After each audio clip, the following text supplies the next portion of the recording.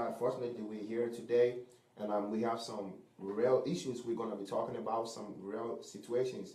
And we hope that everybody is going to join us live on Facebook or go to myareavibe.com and listen to it. And you can join the conversation through Facebook by commenting on the live video that's coming. So the things we're going to be talking about today mostly has to do with Africans in the diaspora thinking of resettling back in Africa. A lot of people have raised these kind of issues, and that is what we want to talk about. And the second segment, or the second thing we're going to talk about, is the AU passport. I think about 2 weeks ago they launched new AU passport for member states of the African region. So we're going to talk about its influence, its importance, and what is the way moving forward even after the launch of the AU passport. So before we move on, I'm going to say welcome to my panel here. Gentlemen, to my right, Bienfe Ngoyi. How are you doing, sir? Bless, my man, bless. All right, thank God you were able to make it here today. And gentlemen to my left, David, how are you doing, brother? I'm good. Okay, and RushHourAfrica, we are open to doing commercials and advertisements. So anybody who want to promote their event, anything, you can just come on RushHourAfrica, and we're going to do a free promotion for you for now. We're going to do it. We're going to help. We reach more than 2,000 people. We're going to promote your event. If you're looking for African wear, African clothing, hit up any member of the RushHourAfrican team, being it Bienfe Ngoyi, Elvis Darko, David, or myself, and we'll be able to connect you to get you some African wear. So let's move right into it. Okay, this article that I'm reading, gentlemen, from the UN.org, which talks about African Americans resettling back in Africa. Whilst I was reading this article, what came into my mind was that why do we have to get here? Why do we have to get into this situation where African Americans would want to resettle? It's not just African Americans. I mean, Africans all over in the diaspora, being it the Caribbeans, America, Europe, who want to go back home and resettle over there. Why do we have to get here? Why is it even necessary that we have to get to this point? Bienfe, I'll start with you. Oh, you gonna start with me? Okay, I was gonna say, David, you wanna hop on that first? Okay. Well, I mean, the reason. Let me put it this way. First of all, I've been reading the same article and I've been seeing. It's becoming like a trend. It's definitely become as a trend to what's been going on in society, not just here in America, but all over the world, causing black people, Africans in the diaspora all over the world feel very unsafe. Okay. So why you say your question was why do we have to get to this point where people who have lived like somewhere for so many years, generations, you know what I'm saying? Why do we have to get to that point in their lives where they want to move and resettle back in Africa? I mean, it's like you have to look at it from the three point of view. Like I live in America, in Arizona, so when I look at it from an economic perspective.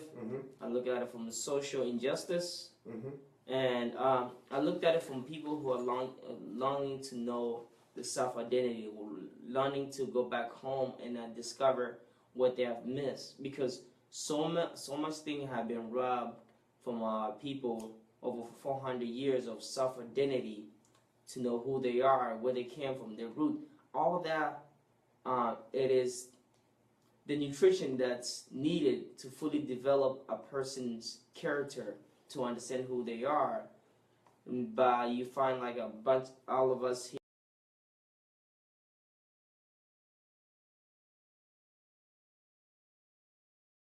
Are you really, if I can get you correct, Mr. Bienfe, are you really talking about discrimination and oppression and the things that has been going on in the news of late? Is that what you mean by that? Yes, that actually, the cause of it? To like a majority of it, you can say it's been discrimination on restriction policy that been in place to really restrict black people in the diaspora, Africans in the diaspora, from moving forward with their life and having a better economic life. And social injustice But it's not just what's been happening. This hasn't been happening just like today. It's nothing new. So this has something that's been happening for years and years, and people have seen no change. You know, so it kind of like we broke you, and then you start thinking back. You go, okay, where do I actually belong? Okay, I need to go home, and I think it's a matter of like trying to go back home and find the self and fulfill the self identity that's been robbed from us, from black people here in the diaspora, with all that discrimination, and feel like we're making us feel like we're very inferior race. You know? Okay. Thank you for your sentiment right now. Not being is not prevailing. People definitely feel scared. You know, they want to like you mentioned, equality. Okay. And let me jump on into it. Like we're talking about a group of people, right, who would not even take Africa as a vacation spot. You know what I'm saying? Looking into it, I don't mean to like say anything demeaning to anybody or like that, but I was watching this video where they asked a group of like black kids, you know, where they would love to go on vacation, and all they could say was like, I want to go to Paris, I want to go to here. Nobody ever mentioned Africa. So that is the kind of thing we are talking about. So why does it have to get to this point where now they want to go live in Africa? I mean, like, let me put it this way: when you no longer feel like when you no longer feel welcome or safe into the whole world, so the only best place where you can feel safe is go back home. You know what I'm saying? So it's not a matter of why, like you mentioned. I can agree with you. People say I want to go. I would rather go on vacation at a different place in Africa. But you gotta keep this in mind, like Africa, the continent of Africa, Mother Africa, always been painted as a place you don't want to go over there for tourism.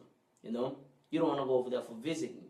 If you're going over there, you're going over there for two things: foreign aid, or you're going over there to stealing what's called, okay, to stealing material. There's only two things that's known: either you're going over there to help for starving kids, or you're going over there to steal what's called funds from Africa. All right, David. I think when it comes to vacation and that stuff, the African continent is the only place that I think black people living outside Africa will find peace and will feel comfortable, feel like home. Your house might not be that fun, but there's kind of feeling like homebound, you know, that kind of thing. You talking about Africans who no. live in the diaspora, or like people who have lived somewhere for generations? People that have lived somewhere for generations. Right now, when it comes to not having safety and your kids, and you feel like you are constantly under brainwashing and that kind of stuff going on, persecution and that stuff, the only way you can take off is home, and there's no home for black people. Good. Let me tell you. So, do you think Africa is the spot where they will be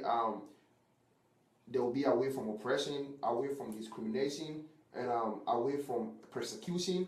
If we talk about, do you think they can find that in Africa? I mean, can I hop on that?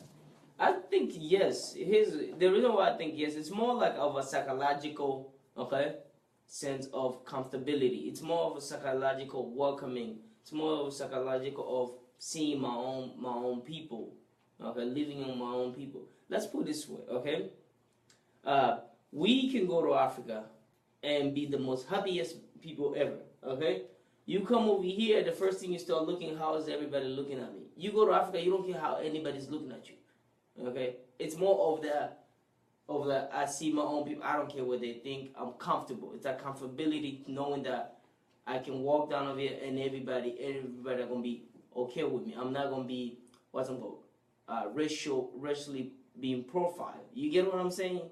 Okay, because why I said that, I'm gonna let you follow up on that, David. But why I said that is, we have people who moved out of places and are now refugees in other lands just because they were running away from persecution in their own land, in their own home country, running away from persecution. So, do you think African Americans or Africans who have lived in diaspora for so many years, who are used to having, even if we're going to talk about human rights, is in the Western world is where you have the best, human rights advantage as compared to Africa. So do you think Africa is where they're going to find that kind of away from oppression, away from persecution. Whilst you have people who flee from their own land because they were being persecuted in their own land.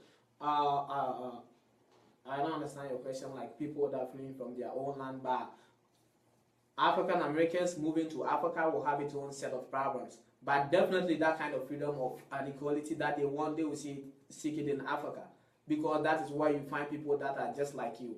If African Americans get down to Africa, unless they talk and people know their accent, nobody will know they are not from here. So naturally they are welcome. It's different from anywhere. If they go to Asia, I don't think they will have that kind of feeling over there, because the people over there are different from them. But when they get down to Africa, I don't know which specific place they want to go in Africa, but we are almost all the same, and few things, they will have complications though, but it will be better than what they find here. Okay, is it even achievable?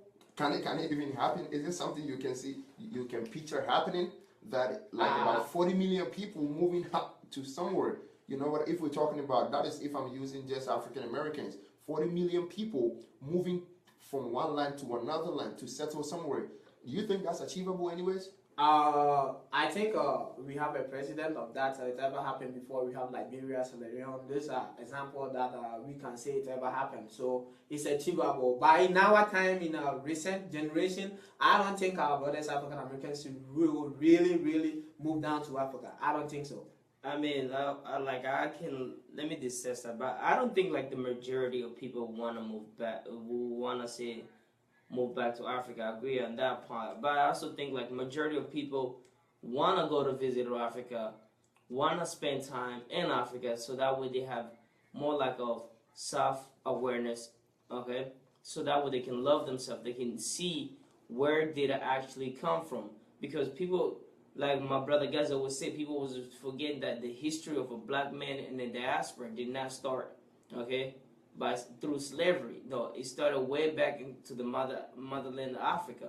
People tend to forget that Africa is a continent. There's so many good. There's a lot of countries, 54 countries, where people can go back and settle and find where my ancestors come from. You know, there's not a place like where your there's not a place like home. Let me just put it that way. There's like that theory. It's concise. Okay, it's concise to a point to where you have to look. Like it's go back to that psychologically affair, because remember our brothers and sisters here in the diaspora, they're 400 years ago when they came over here, they were forced to leave everything they knew of self-identity of being African, or I'm from this tribe or that tribe, to leave behind and to accept new identities. So it's gonna be hard for them, of course, like you mentioned, complication. Okay, abducting, say, okay, what tribe do I belong to? Okay, so it's gonna be hard, but it is doable, and I really like that idea that hey, let's go back to Mother Africa. Mother Africa needs us. In the 18th century and the 19th century, the only African people that migrated back to Africa were the poor free slaves. The middle income people did not move back. So with regard to the question as is it feasible or workable, I think probably most people, black people doing well in the diaspora, wouldn't necessarily like to move back to Africa. Okay, is it even necessary for this whole thing to come up? Like, is it even necessary for them to move back home? We're talking about the importance of African Americans moving back home. But the last time I checked, Africans were moving here. Look, I mean, here's one thing I can say. Like, we're from Africa. We all wanted to move to America. There's nobody wants to say they want to move to America. But once people get to America and see the American dream is not as easy to obtainable as they tend to paint it, okay? Then you start looking, where can I go to be successful? Okay, where do I have an advantage? You see? And when you start breaking it down where you have an advantage, you go back. It's not just our brothers and sisters who've been here for 400 years in the diaspora. No, even new Africans who just arrived and spend here 10 years, they want to go back home to Africa. Okay, they want to go back home to Africa because they understand the living condition and living abroad from the motherland. It's more tougher than living back home. That's what they see the advantages of going back home and creating something. wealth back home other than them obtaining wealth in the diaspora? If you look at the things that's been going on recently, like statistics going on, like I don't want to dive into that field, but we have like 75% of police people being killed by white people, and in the other end, we have most police in the other end rather kills more black people. So when these things are happening, people want to move away from these such things. That is different. They're trying to seek freedom from oppression. That is different. What is driving the motive behind their movement is different from the Africans trying to come to the United States or other. No. Point of correction right there before you continue, sir. Because most of the Africans that you find in the diaspora, not most of them, I don't have no statistics to back that up, anyways. But a lot of them are refugees seeking asylum because of what? Because of crisis. They're running away from a problem, a situation, which has nothing to do with economics. You know what I'm saying? So that is another thing you can look at. No, I'm saying you ask African people trying to move to the United States and Africans here, black people here trying to move back to Africa. What is happening? And I'm saying like they have different sects. They are being moved by different. Different motive. Yeah. Different motivation. The cause of their movement or that ideology. It comes from different directions. People trying to seek freedom. People freeing from persecution, violence, like war crime and civil war. They are trying. It's not willingly. They are trying to. They are looking for safe place. But with regards to black people living in diaspora, they are not being chased away. It's because of the economic or the settings of the place that they live in. The laws, not necessarily the laws, the system.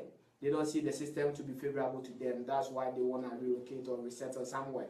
But with the people trying to get to other part of the Western world, they do not have any choice. It's either go or you die.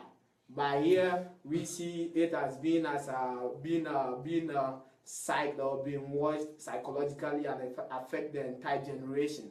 So they see it's leaving an indelible mark on their people, and their people are constantly doing bad. So they want to have a atmosphere or whereby they will have the serene environment to bring up their kids, free from oppression. And in Africa, we are self-motivated because if you go to school and you fail, you're never going to think the teacher there is white, so that's why he failed you. You don't have that excuse. If you fail, you fail. In the United States, when I go to school and I fail, I know the teacher might be racist. That's why he failed me. So these things, they tend to draw you down. But if you have the atmosphere where everybody is on equal level, equal playground, I think black people would do well. That's why they're trying to move back to Africa. Okay, just to follow up on that, let's say in case this thing can happen, you know what I'm saying, it can materialize itself. What would be the economic importance of that movement for Africa? Where for one, you look at the human resource, okay? Because like I always say, Africa is being depleted, its resources except one, our human resource, okay? Now, if you have about 40 million, like just here in America, about 40 million African brothers and sisters going back home, okay? That's immense amount human resources that's been educated, okay? Trained in the field of how to create create jobs, develop huge social institutions to benefit their people.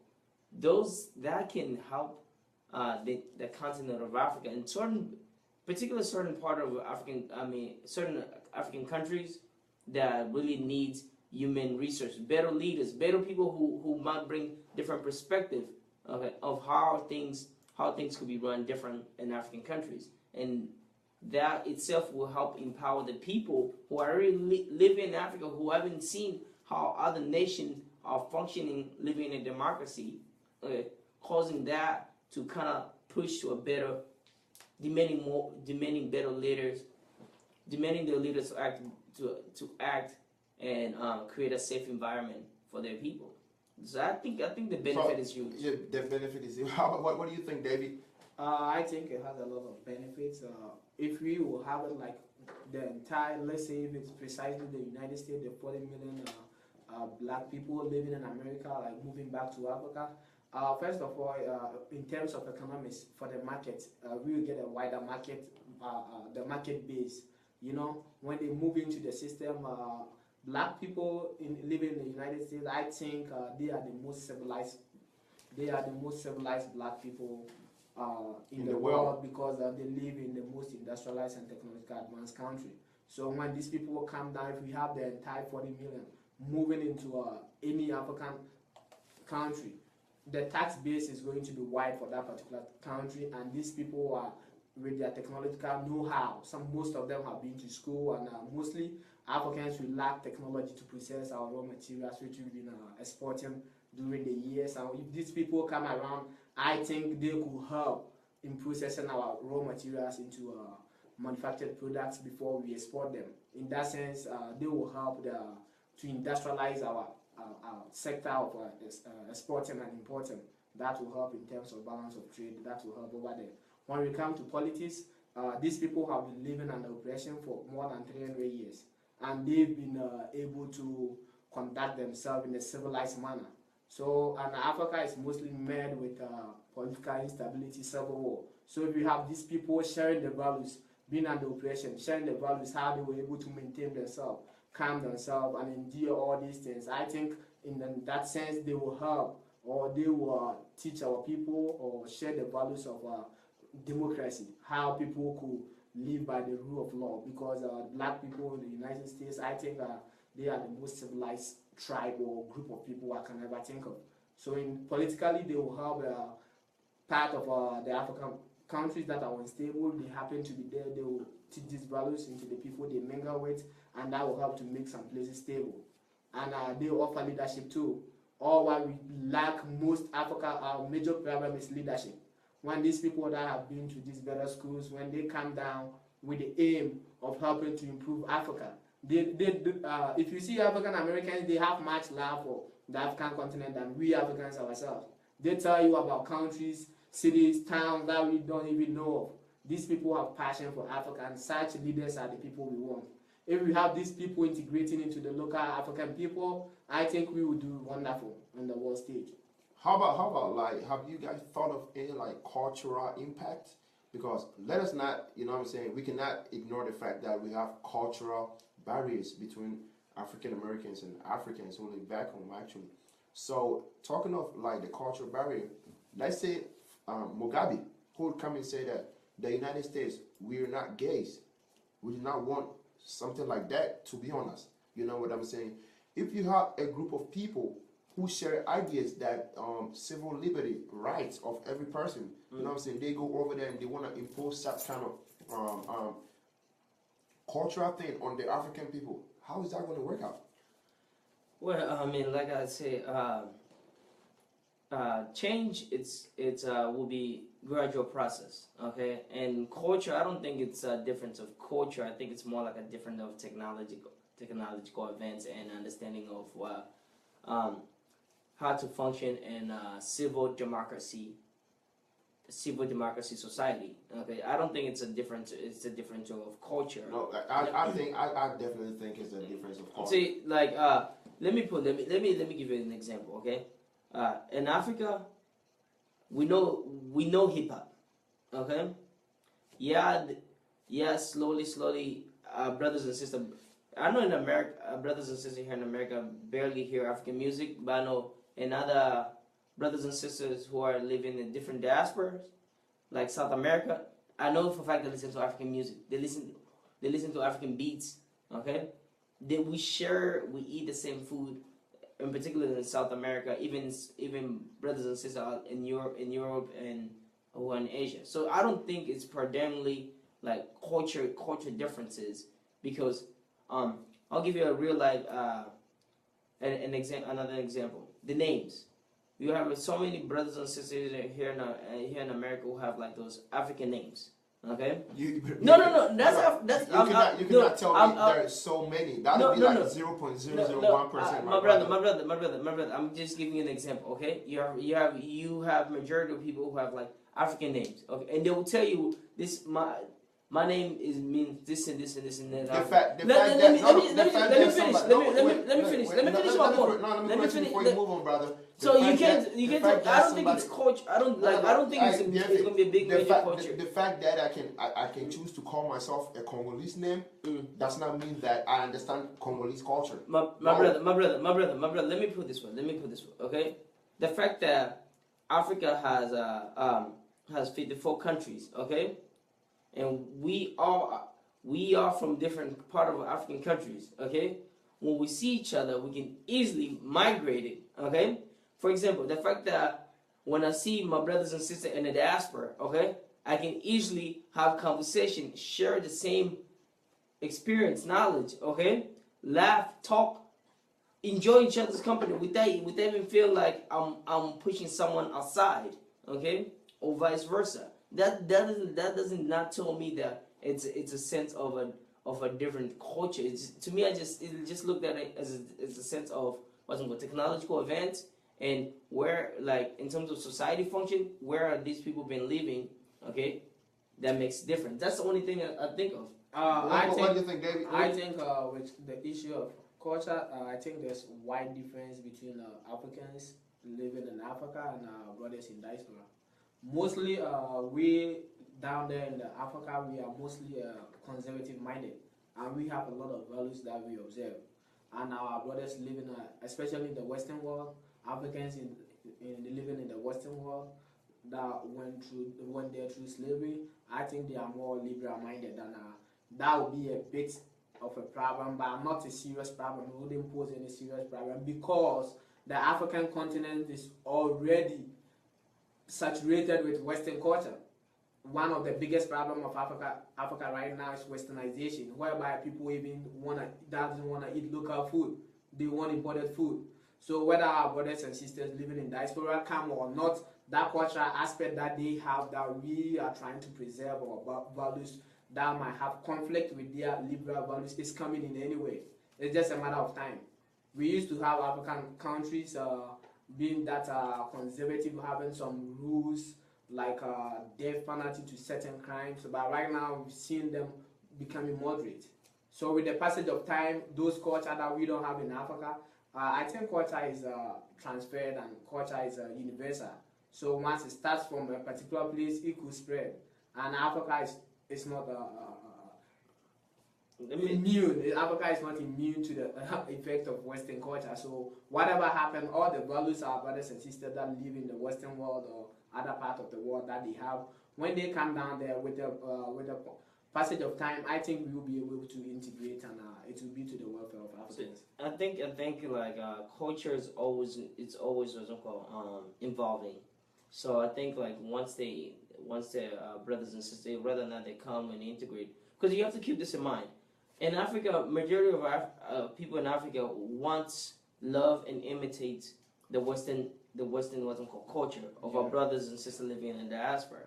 And then now you see like I'm not gonna say it's a majority, but you start seeing a trend of the minority brothers and sisters living in the diaspora want to mimic and love the culture of us Africans who've been living in Africa for our life, born and raised in Africa. You know, they are proud of that culture. They are proud of that history. Okay, rather we say, oh no, we looked at it. No, you guys have created a better culture, which it shares similarities because like I already give you some few examples. Like I can go for a dinner here, and I can go to dinner to a different country, Asia, okay, and with my brothers and sisters in the diaspora in Asia, I will still experience the same similar cultures that I feel back home. I think like culture evolve as time progresses, and as people migrate, that our culture will evolve, and boom, will come away. We have example whereby when the African Americans first moved to Liberia, they had issues. They had issues with the native people. I think it caused a pretty much issues over there, but with the passage of time, right now they are doing well. They move out of those issues, and right now the country is moving in the right direction. So if you look at the dark side of everything, you will never progress in life, you know. Yeah, So okay. I think with them coming, they definitely, we can say how they have been nurtured in a different system will not have any problem. Adopting or assimilating to the African community will be a problem, I think, but with passage of time, everything will be alright, because these people are that much. Let's see, African people, we are known not to be that entrepreneur like skill. You know, Yeah. we don't have the initiative. We mostly. You're talking about that would be lack of education. You're talking about. That's lack of education. It's like Even have educated Africans want to work for the government. Most people in Africa work for the government. They don't want to do anything of themselves or because set up their own. It's hard to raise the income to start something. You might think so, but there are little things in life that people could start off with. People have enough income, they saved a lot, but yes, still, for security wise, they choose to work for the government. All right, guys. You guys heard everything from my panel. So now we're gonna take a 10 minutes break, and when we come back, we have the African passport. They launched it about 2 weeks ago. That is what we're gonna talk about. Is it even good, or Africans? Maybe some people are arguing that it's not even necessary. We haven't gotten to that point yet. The United States is 240 years old. Most of the African countries are barely like 57 years old after they gained independence. Why are we rushing? Do we have to take care of the basic needs first before we get to that point? So that'll be the main topic we're going to talk about on our second segment. Stay tuned to Rush Hour Africa. Go on Facebook, go to myareavibe.com, and you can join the discussion. Thank you.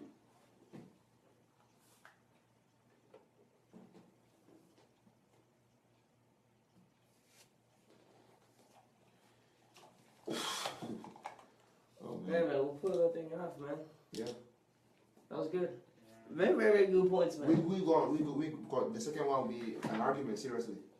Because I wouldn't support that. I don't support Please, passport. please, look. I don't know about It it doesn't have to be me and you, just me and him argue. No.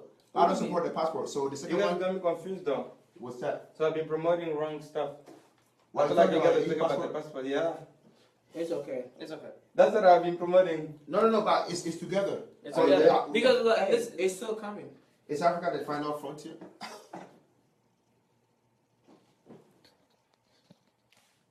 Yeah, say what's up on Facebook, man. What's up? What's up, Facebook? Yeah, I'm here. I'm your host, Gazu. My brother's watching. Tell them that you're gonna come back, you know. Do move on. Just stop it. We really know. A lot of stuff I have to stop.